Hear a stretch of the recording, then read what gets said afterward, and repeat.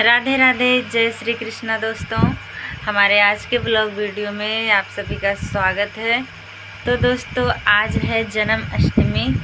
कन्हैया जी का आज जन्म हुआ, आज के दिन जन्म हुआ है। तो दोस्तों, अभी कन्हैया जी का जन्म होने वाला है, क्योंकि हम वीडियो बना रहे हैं। कब बना रहे हैं दोस्तों? 11:45 हो रहा है, अभी 12 बजे होगा।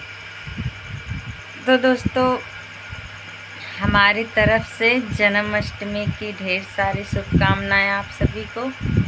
तो दोस्तों, आज हम वीडियो 10-15 दिन से नहीं बना पा रहे हैं, क्योंकि मेरा तबीयत ज़्यादा ख़राब है दोस्तों, इसीलिए नहीं बना पाते हैं।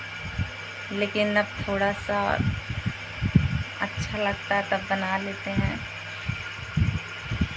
तो दोस्तों, आप सभी के बीच और क्या बताएं, बस इतना बता रहे हैं कि आज जन्माष्टमी था, इसीलिए हम सोचे लाओ एक ब्लॉग बना के डाल देते हैं सभी के बीच, क्योंकि ज़रूरी है ना दोस्तों।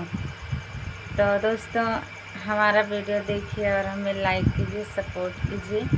इससे ज़्यादा क्या ही बोलें, क्योंकि समझ नहीं आ रहा क्या बोलें। बाकी की बात बाद में करेंगे दोस्तों। तब तक के लिए बाय बाय।